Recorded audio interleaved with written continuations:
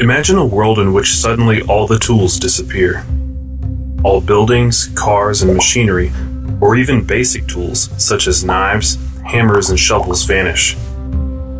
What would the economy look like if we had to do all the work with our bare hands? This is the situation in which the hero of this story used to live. On a remote island there was a fisherman. Maybe fisherman is too generous, because in a world without tools, his fight for survival was to jump into the sea and make desperate attempts to catch fish with his bare hands. It was not an easy life. All this effort resulted in catching just one fish per day, which is just as much as he needed to survive. One night, totally wet, with his eyes sore from the salt water, he was lying on the beach staring at the stars and thinking about how he could improve his life. Then he came up with a brilliant idea. If I could just extend the reach of my hand, I might be able to watch the fish from above the water and probably catch more. He decided that in the morning he was not going to catch fish. Instead, he would devote this day to implement his plan. He searched the woods, looking for a strong, straight branch, which with great effort he managed to break off. Then, with a sharp shell found on the beach, he tried to sharpen the tip of the stick, which took him many hours. Finally, that evening, he fell on the sand, exhausted from hunger. He didn't eat that day, so he could build his invention. But he was happy because, in his imagination, he was already sitting on a heap of fish caught with the help of it. Falling asleep, he decided to call his invention Spear. In the morning, motivated, he grabbed the spear and began to work. Because the salty water did not flood his eyes, and a pointed end of the spear was more effective than his hands, he was able to catch 2 fish that day.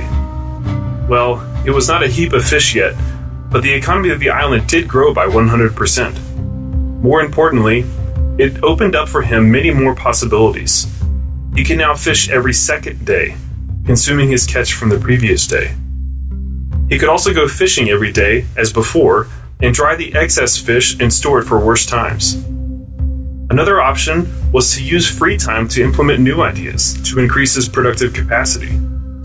This would result in increasing his wealth and expanding the size of the island's economy. In this story, we come to a simple economic principle. Wealth is created through self-sacrifice and taking risks.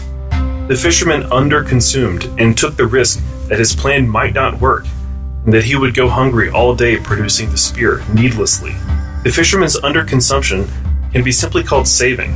In this case, the saving was a fish, which he would surely have caught if he had gone fishing. He used his saving to make a spear. The spear is a capital good, because it is part of his saving, which has no value in itself for the fisherman, but it serves him to get what he really wants. After all, the fisherman does not want to have a spear, he wants to have the fish. Capital is therefore a part of his saving, which he spent on increasing his own productivity. Let's fast forward to our world to illustrate this example in real life. 2 friends got a very well-paying job in a company called Corporation X. The employer offered each of them $10,000 a month. Not believing his luck, one of them, let's call him Prodigal Pete, immediately bought a big house with a garden on credit.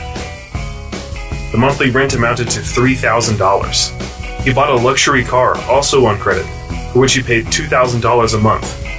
Bills for the apartment, the cost of the car use, hiring a gardener, and a cleaning lady amounted to another $2,000. Prodigal Pete spent the rest on eating in fancy restaurants and hanging out with friends, who surprisingly became more numerous after he got the new work. At the end of the month, he had no money in his account left over. Meanwhile, his colleague, Thrifty Tom, knew the story of the fisherman that was told in his family for generations. After getting a job, he rented a medium-sized apartment, for which he paid $1,500, because he thought that currently the apartments were too expensive to buy, so he decided to wait for a better opportunity. His monthly ticket for the subway cost $100. The other bills for the apartment amounted to $400. Thrifty Tom also liked to dine in restaurants and meet his friends, but he decided that for his entertainment he would spend no more than $500 a month. Most days he ate meals at home, trying not to waste food, which cost him another $500. This way, Thrifty Tom could save $7,000 every month. Years passed and Pete was laughing at Tom. He used to say to him, "Get a life, man. Stop being a Scrooge." Or, "How's your car?" "Oh, sorry. I forgot you were still using the subway." Tom felt upset because he dreamed of a big house with a garden and a luxurious car. But common sense took precedence over whims. He invested his savings in various projects. He opened a small shop in the area where he hired one employee. After paying for all the costs, his profit amounted to $1,000. Still, however, he did not increase his spending. After some time, he opened a restaurant from which he drew profit of $2,000.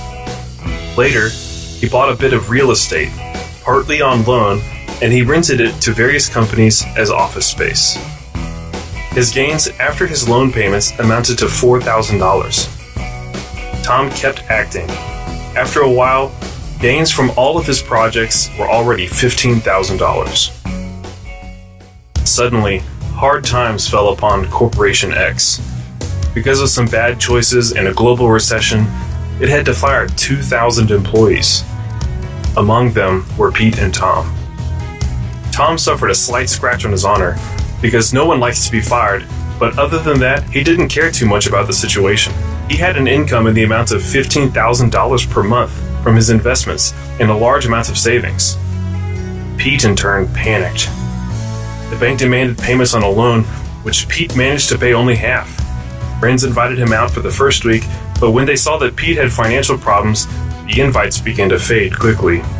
Pete borrowed money from family to survive, but during the economic crisis, no one wanted to accept him, and certainly not for the high salary he earned before.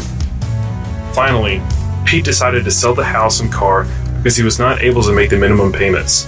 The value of the car, although it was in perfect condition, fell dramatically because it was a few years old and no one wanted to buy it because people kept their money uncertain of their future.